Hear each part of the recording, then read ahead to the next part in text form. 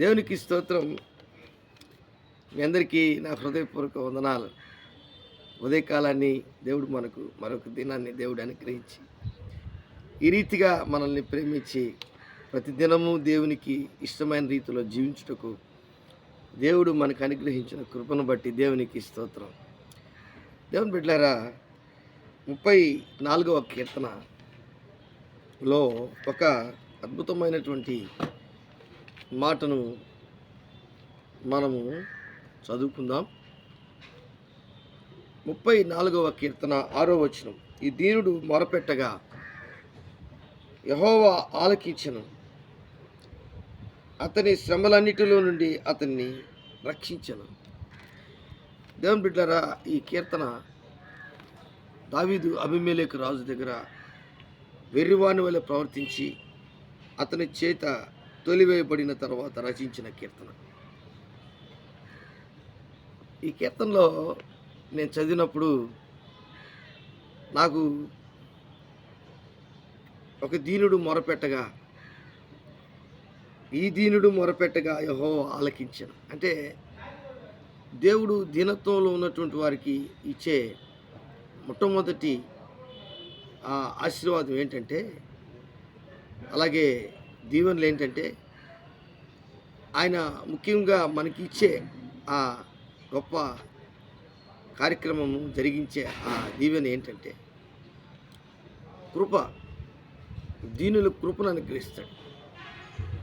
ఇది చాలా అద్భుతమైనటువంటి విషయం. మన జీవితంలో అనేక సందర్భాల్లో మనము ఒక్కొక్కసారి దావీదు గురించి మనం చెప్పుకుంటూ ఉంటాం. ఆయన సింహాన్ని చంపాడు, ఎలుగుబంటిని చంపాడు, గొల్లియాతును చంపాడు. సౌలు రాజు జీవితంలో సౌలు రాజు దావీదుని ఏమీ చేయలేకపోయాడు. సౌలు రాజు కుమారుడు యోనాతాను దావీదుకి హృదయానుసారుడు, స్నేహితుడైపోయాడు, ప్రేమించాడు. ఇలాగా అనేక రాజ్యములను అతను జయించాడు. అతను చేతులు రక్తముతో నిండి ఉన్నాయి. దేవాలయమును అతను కట్టించాలనుకుంటే దేవుడు అతన్ని కట్టించకుండా తన కుమారుడైనటువంటి సొలొమోను దగ్గర కట్టించాడు. అలాగే దావీదు బేత్షెబాను, ఉరియాని చంపించి బేత్షెబాను తీసుకొచ్చి తన రాజ్యంలో పెట్టుకొని, ఇంట్లో పెట్టుకొని ఆమె ద్వారా ఆ బిడ్డలకు అన్నాడు. బైబిల్లో దావీదు విషయంలో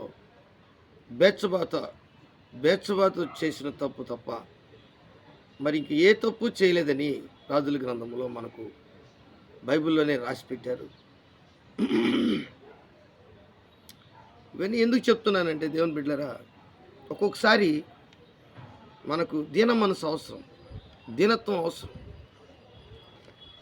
దీనులుగా ఉండడం మనకు చాలా అవసరం. ఎందుకంటే మనకు దేవుడు కృపనిస్తాడు. అది చాలా ముఖ్యమైనటువంటి విషయం. ఈ మాట ఎక్కడుందంటే, కృపనిచ్చే మాట యాకోబు రాసిన పత్రికలో ఈ మాట మనకు కనబడుతుంది. 4వ అధ్యాయము 6వ వచనం. అందుచేత దేవుడు అహంకారులను ఎదిరించి దీనులకు కృప అనుగ్రహించును అని లేఖనము చెప్పుచున్నది. అంటే అహంకార బుద్ధి, గర్వము దేవునికి ఇష్టం లేనటువంటిది. కాబట్టి దీనత్వం అనేది అది యేసుక్రీస్తు యొక్క సాదృశ్యం అన్నమాట. యేసుక్రీస్తు యొక్క ముఖ్యమైనటువంటి ఉద్దేశం, నేను దీనుడును సాత్వికుడును, సాత్వికమైన మనస్సు కలిగినటువంటి వాడు, నా యొద్ద మీరు నేర్చుకునిడి అని మత్తయి సువార్తలో చెప్తున్నాడు.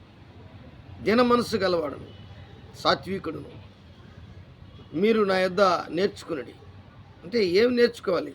దీనత్వం నేర్చుకోవాలి, తగ్గింపు గుణం నేర్చుకోవాలి. తగ్గింపు గుణం అంటే చేతిలో బైబిల్ పట్టుకొని ఎవరితో మాట్లాడకుండా తల ఉంచుకొని మెడ ఒక పక్కకి పెట్టుకొని నీవు యాక్షన్ చేయాల్సిన అవసరం లేదు.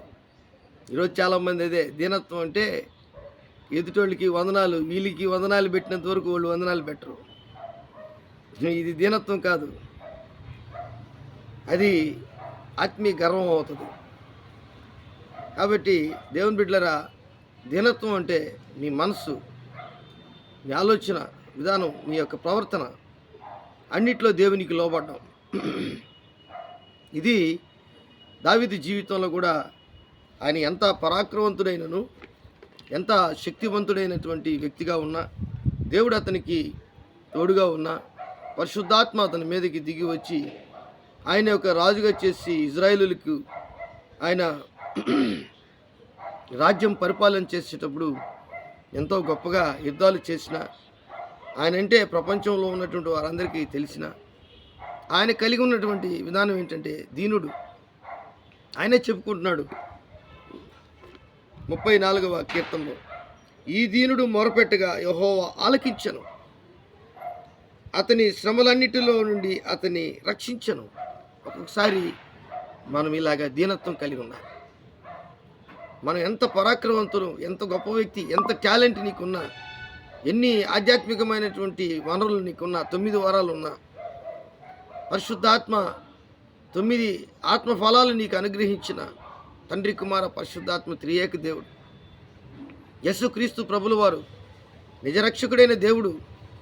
ఆయన నీకు యేసుక్రీస్తు సౌశల్యం, అది ఆయన రూపం, అది ఆత్మఫలాలు, ఆయన వరాలు 9 వరాలు నీకు అనుగ్రహించిన నువ్వు కలిగి ఉండవలసినటువంటి విషయం ఏంటంటే దీనత్వం.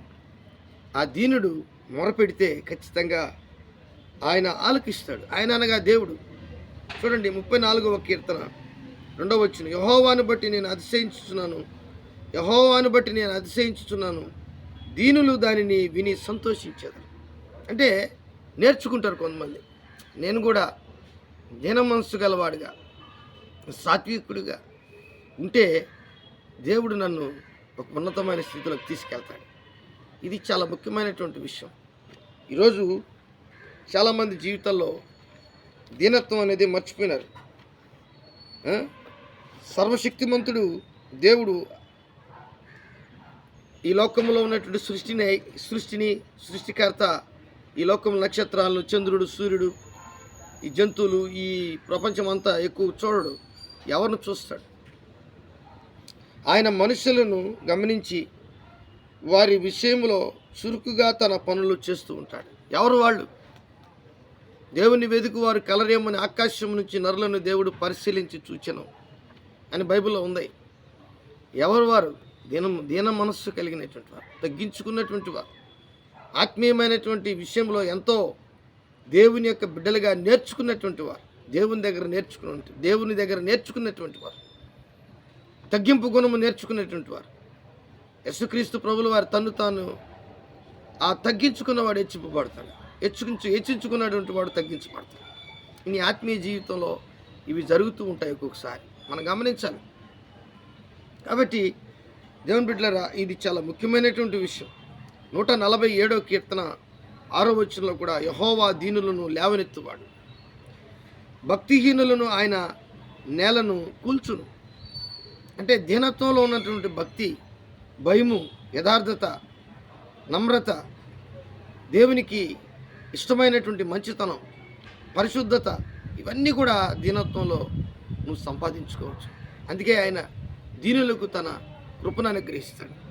కాబట్టి ఈరోజు అలాంటి వ్యక్తిగా నువ్వు ఉన్నావా?